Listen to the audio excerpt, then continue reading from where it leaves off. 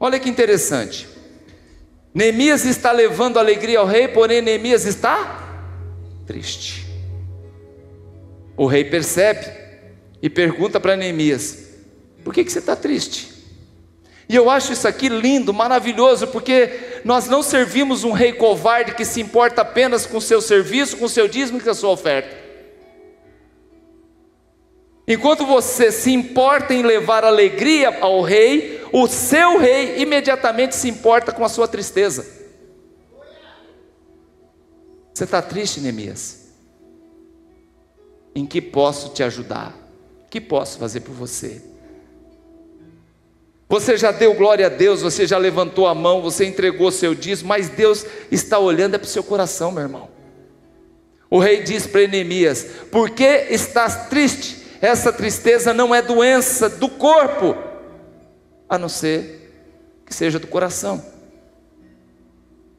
Tem umas linhas evangélicas que eu fico assim muito preocupado, que diz que crente não pode ficar triste. Crente não pode ser triste, não pode ficar triste. Gente assim, eu vou dizer uma coisa para vocês, que camufla suas dores, suas tristezas e suas culpas. Porque eu não posso chorar? Por que eu não posso ficar triste? Neemias está triste, mas ele está servindo. E Neemias então responde para o rei, quando o rei fala assim: isso não é doença, isso aí é coração, é a dor, a tristeza do coração. Então Neemias responde para o rei no capítulo 2, verso 3: como eu não estaria triste se a cidade dos meus pais, a cidade que amo, ela está destruída, os muros estão derrubados, as portas estão queimadas, e o meu povo está em miséria. O rei olha para Neemias e pergunta, no capítulo 2, verso 4: o que eu posso fazer? O que eu posso fazer? Neemias é cativo. Voltando um pouquinho, Neemias é o quê? Cativo. Cativo é limitado. Cativo não tem recurso. Cativo não tem dinheiro no banco. Cativo ele vive numa liberdade condicional, do ir e vir, mas sobre vigilância. Cativo não tem condição, ele é cativo. E Neemias aqui ele diz: eu quero reconstruir Jerusalém. Capítulo 2, verso 6. E Neemias pede duas coisas para o rei, duas cartas. A primeira carta é uma espécie de passaporte, capítulo 2, verso 7, para que ele passe das províncias. Existe como se fossem fronteiras, então ele precisa passar das fronteiras até chegar em Israel, até chegar em Jerusalém. Está todo sobre o domínio dos medo-persas, que ele colocou governadores nas províncias. E as fronteiras, você tem que apresentar um passaporte liberado pelo rei. A primeira carta é o passaporte. Eu preciso de carta para mim poder passar as fronteiras. A Bíblia diz que muitas vezes a gente pede e não recebe, porque a gente pede mal. E o que você vem pedir diante do Senhor, meu irmão? Neemias ele poderia pedir outras coisas, mas Neemias pede a coisa certa. Neemias ele pede aquilo que realmente vai fazer a diferença. Neemias vai pedir aquilo que exatamente também está no coração de Deus, que é a reconstrução de Jerusalém. Neemias não vai ficar enfeitando. Neemias não, ele vai pedir somente duas coisas, duas cartas. Então, quando você for pedir alguma coisa para o rei, saiba pedir e Deus lhe concederá os desejos do seu coração. Você sendo cativo, não pode, não tem condição. Neemias sendo cativo não pode, mas com a carta do rei ele pode tudo. Você sendo o que você é, tem muitas coisas que você não pode, mas com a carta de Deus na sua mão, com a autorização do Eterno, do Senhor na sua vida, você pode tudo naquele que te fortalece. Segunda carta, ele pediu duas. A primeira é o passaporte, a carta para ele passar pelas províncias, pelos governadores. Segunda carta, ele pede madeira. Pede madeira. Ele fala assim: eu quero uma carta para o chefe da floresta, para liberar madeira. Neemias está pedindo pouca coisa não, gente. Ele está sabendo o que ele está pedindo. Primeira coisa, eu quero liberdade do ir e vir. Segunda, eu quero madeira. Eu quero uma carta do Senhor, o rei, para mim entregar para o chefe da floresta. Sabe o que o rei fala? A floresta é minha, tome. Eu vou perguntar uma coisa para você aqui hoje. Quantos construtores a gente tem aqui? Contando fácil aqui, eu encontro o irmão Toninho, encontro o Val, encontro o Marcelino, encontro várias pessoas que constroem casas. Você constrói uma casa e depois da casa pronta você faz o desenho dela?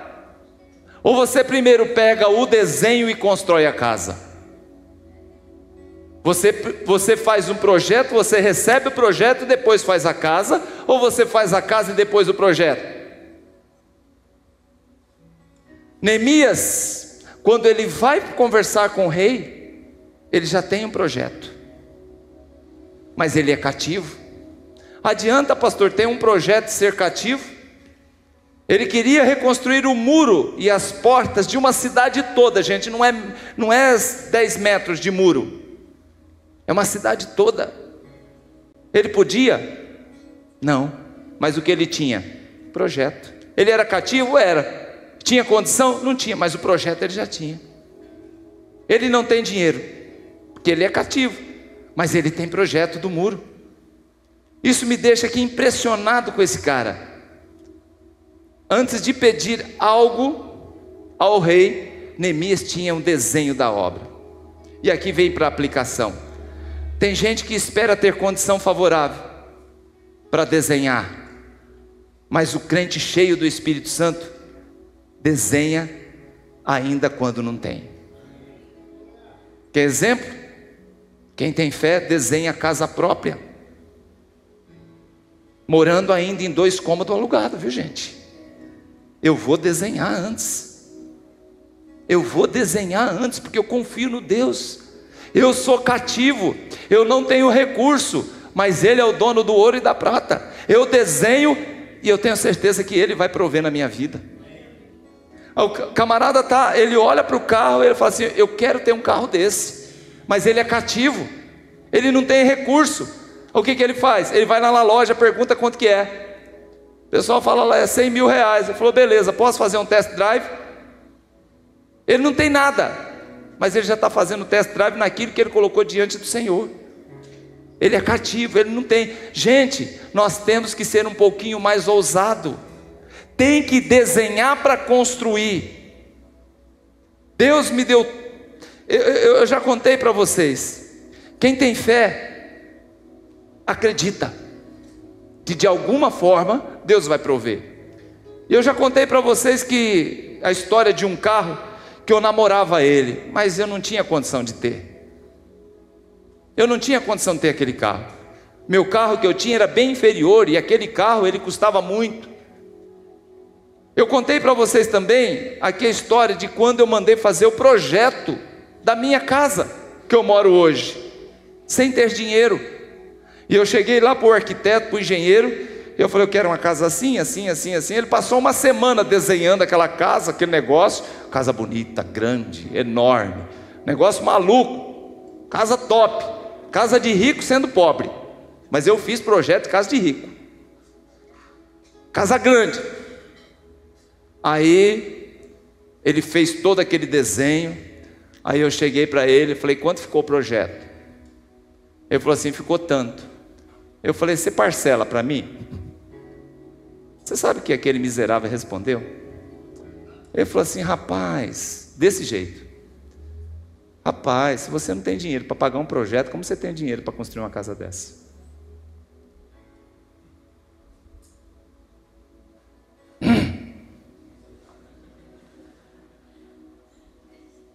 Deus me deu tanto o carro como a casa. Eu não tinha dinheiro, mas tinha o projeto, tinha o desenho, e eu tinha fé no dono do ouro e da prata.